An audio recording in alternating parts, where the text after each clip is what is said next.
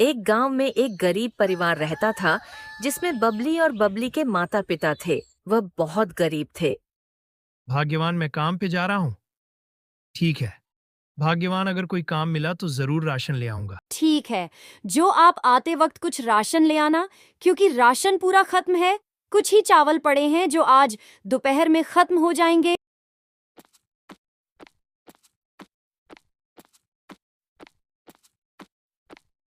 माँ, मैं अपने दोस्तों के साथ खेलने जा रही हूँ। ठीक है बेटा, पर जल्दी आना और दूर मत जाना। तुझे पता है बबली, मेरे पापा कल काम से आते वक्त पिज्जा नाम की एक चीज लेकर आए थे। जब मैंने उसे खाया तो बहुत लाजवाब था। बबली, क्या तूने कभी पिज्जा खाया है? नहीं, मैंने तो नहीं खाया। वैसे क्या सच में पिज्जा बहुत अच्छा होता है? हाँ, तू भी अपने पापा को बोलना कि मेरे लिए पिज्जा लाओ और खा कर देखना।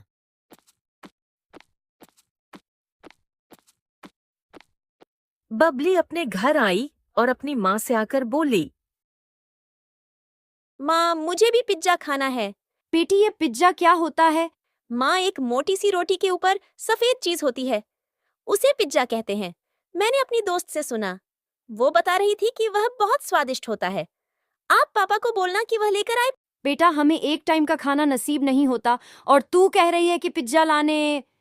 बबली यह सुनते ही उदास हो गई। जब बबली के पिता आए और उसने देखा कि बबली उदास है तो उसने जाके बबली से पूछा।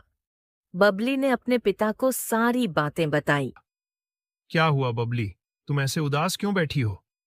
बबली, तुम ऐसे उदास मत हो। मैं भी कल बाजार जाकर तुम्हारे लिए पिज्जा लाऊंगा। बबली यह सुनते ही बहुत खुश हो गई और अपनी माँ से जाकर बताया।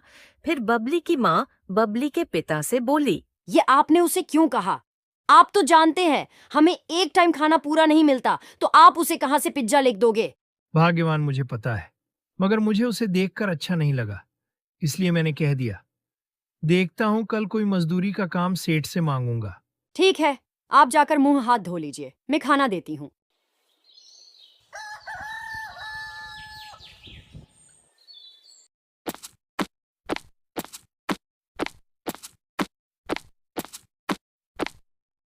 सेठ जी, कोई काम मिलेगा? सेठ उससे बोला। वहां कुछ ईंटें पड़ी हैं, जाकर उधर रखते 100 रुपए दे दूंगा। उसने तुरंत हाँ करके काम शुरू किया। सारा काम खत्म करके पिज्जा लेके घर की तरफ निकल पड़ा।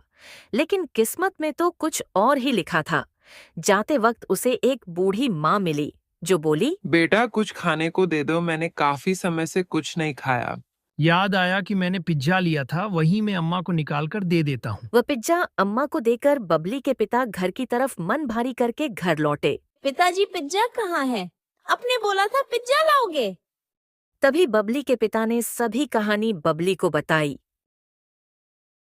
पिताजी, आपने बहुत अच्छा किया। मैं आपसे बिल्कुल गुस्सा नहीं हूँ, क्योंकि आपने उन अम्मा की मदद करी।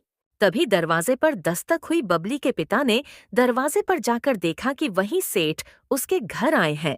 वह बोले, मैंने तुम्हें उस समय वहां उन बूढ़ी अम्मा की मदद करते हुए देखा और तब मुझे पता लगा कि कुछ अच्छे लोग अभी भी इस दुनिया में हैं। तुमने कहा था ना, तुम्हें अपनी बेटी के लिए पिज्जा लेके जाना है। देखो, मैं तुम्हारे लिए राशन और पिज्जा लेके आया हूँ और अब तुम मेरी फैक्ट्री में काम करोगे। यह देखकर बबली खुशी से उछल पड़ी और कहानी खत्म हुई।